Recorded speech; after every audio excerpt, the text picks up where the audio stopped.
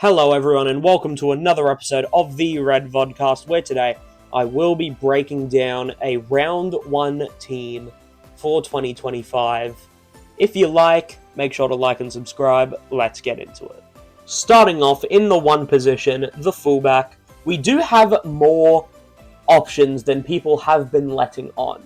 We have Lycan King Togia, who has played fullback in the New South Wales Cup.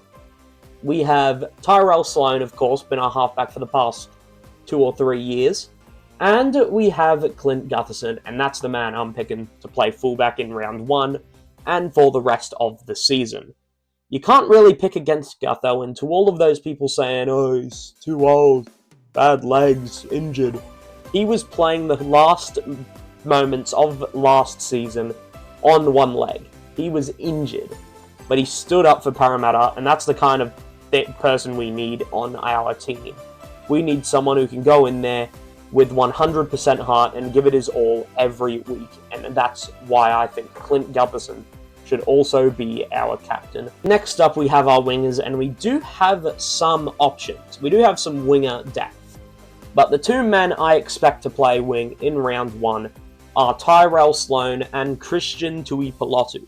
You do have others like Ravalawa and Matthew Fionney, but I do think Christian Tuipulotu is our best current winger, and I honestly think Sloan would have been a better winger. I've thought that for a while now. We do have Nathan Lawson, and we do have Hayden Buchanan. I'm pretty sure Hayden's more of a centre, but I do think he could fit into that winger slot very well.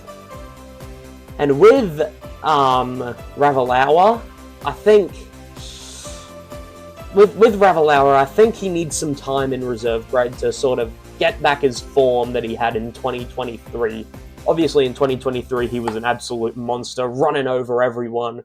But in 2024, we did not see that side of Ravalawa, so I think he may need some time in reserve grade to build that back up. So I would have Tuipulotu and Tyrell Sloan. I do rate Tuipulotu very, very highly, and I think we're going to be seeing some good things out of him next year. Next up, we do have our centers, and for centers, I feel like it's not that big of a debate as you could make for the wing. I think we have, in the 3 jersey, we have Val Holmes, and in the 4, we have Moses Suli. Suli, who did great last season, and Holmes, well, he's Valentine Holmes. To quote Shane Flanagan, he is a super talent. I think Flanagan described him, but I do, while I don't disagree with the man, Val Holmes, he will also be our goal kicker, and I can expect big things from him and Suli in 2025, especially if Suli can be unlocked by a man like Gutherson, or even a Lockie Ilias, who could find form, but we'll get back to him in a moment. Now, a big spark for debate among Dragons fans have been our halves combo. We have been labelled as the worst halves combination in the league, which I don't think is very fair. I think Kyle Flanagan had a better season than he had any right to have last year. I absolutely love Kyle, and I thought he did very well last year, if I'm being completely honest. I think he would set up the plays and then Ben Hunt deliver the cherry on top. But that is just an opinion. Leave your opinions on that in the comments. I would love to see your take on that. He also has very good defense, like I said, especially last year. And then we have Lachlan Ilias, a young man who has struggled to find his footing, but I do think he's going to be able to fill up that halfback slot very well. Yes, I'm putting Ilias at halfback and Kyle at 5'8". Dragons fans have been pretty mixed on that, but I do think that Ilias should be playing 7. I think Flanagan's a better 6 than he is 7. I mean, they're basically the same position, so who really gives a crap? So I do think that Ilias will end up playing 7, and I think Flano will play 6, but then again, I don't think it will make much of a difference. Now, let's get on to our props. Next up, we have our props. And props, they've gotten me on the fence on who I think should be our starting props. But after considering it, I do think it should be Frankie Molo and Jack de Belin. Jack de Belin was great last year off the bench, and Frankie Molo, I think, did pretty well last year.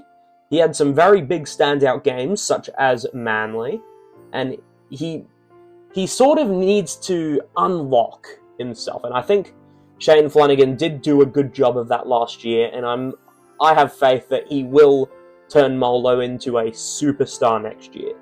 That's my bet. I think Frankie Molo is going to tear the house down next year, guys. I think he's going to come out with his size and put shots on everyone. He's going to go full Spence off the back fence next year, guys. So, yeah, that's my props. Next up, we do have hooker, and at the end of the day, I decided upon Damien Cook. I was going to put Little here, but I do think that Damien Cook should be playing at 9, but I do think Jacob Little was our best player last year, and I do still have him in the side. I want him to be 14. I do think he would be better at that utility role as a ball-playing lock and all of that. And Damien Cook, obviously, he's played for Australia, played for New South Wales, and I do think that he should be playing the 9 position. I just hope that it doesn't come at it with the expense that Little's out of the side. I don't think they'll get rid of Little. I just think he'll transition to that 14 role.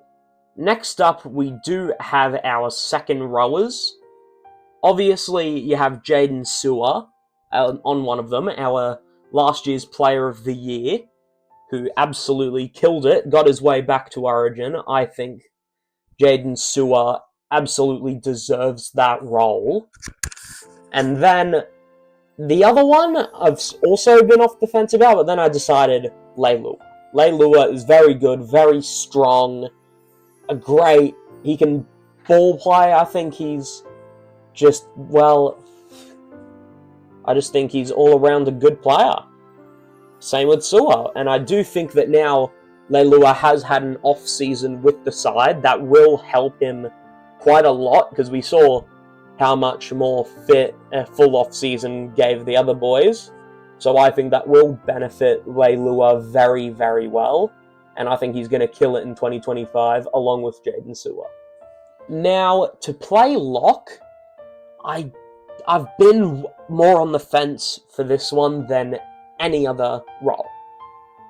At one point I was thinking for Taylor Mariner, then I was thinking Toby Couchman, then I was thinking Jack de Belin. But at the end of the day, I think it should be Eisenhuth.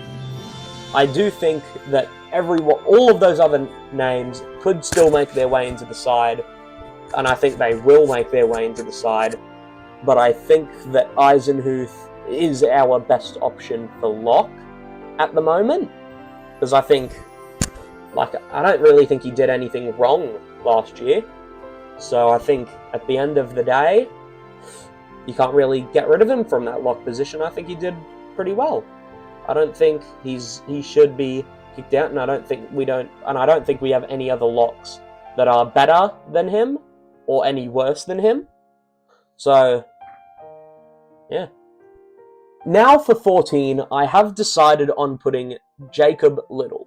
I think Jacob Little coming off while all the other teams are already buggered. Then you have Jacob Little, who could tear apart the defense after playing 80 minutes, coming on fresh halfway through a game, will be scary. You have to deal with Damien Cook. Now, surprise, surprise, you have to go over there. And there is Jacob Little. Lids, I think that is an absolutely fun thing to think about if you're a Dragons fan. So yeah, I think Little locks up that number 14 spot. Now for 15, I've decided to put Hame Sele, because I think Sele he's a strong boy, he's a big prop, he's a big prop. He can bend the line when he's playing well, and I think he will be doing very well next year. I think he's going to come back from those injuries better than ever. I think he's going to come back after last year and he's going to be very good, and he's going to show why he plays first grade, why he deserves to play first grade with the Dragons. Now for 16, I have Toby Couchman. Originally, I was a bit on the fence about Toby Couchman if he was ready for first grade, but last year he made a believer out of me, him and his brother, and I think Toby Couchman 100% deserves his spot in our top 17. And he makes the 16 role. I do think there are some spots where he can improve, but I think Shane Flanagan is going to get his hands on Toby, and he's going to make him an absolute superstar. So that's another boy I would expect big things out of next year. I think he's going to do great. And now for this last spot, I have Loco Jr. Pacifici Tonga. Try saying that 5 times fast. But yeah, Loco has been dubbed our future breakout star, I guess. And I can't disagree. I think he will be absolutely great in 2025, and I think he will make his first grade debut. It has been said he will be playing in the Charity Shield, which I think is absolutely great. And I've been saying for a while now, I think this kid's going to do big things, and I think that those big things are going to start in 2025 when Shane Flanagan sees how he is, when he gets to train with the big boys. He's gotten in the top 30, and I think that he is absolutely going to start his future as one of the top props in rugby league in our game. And that will do it for this video. If you enjoyed, make sure to hit a thumbs up and subscribe. Thank you for all the support I've gotten lately. 2024 has been a roller coaster for the channel, and I cannot say how much I appreciate the support, especially on my last video. I hope all of you have a great day. See you, Dragons fans.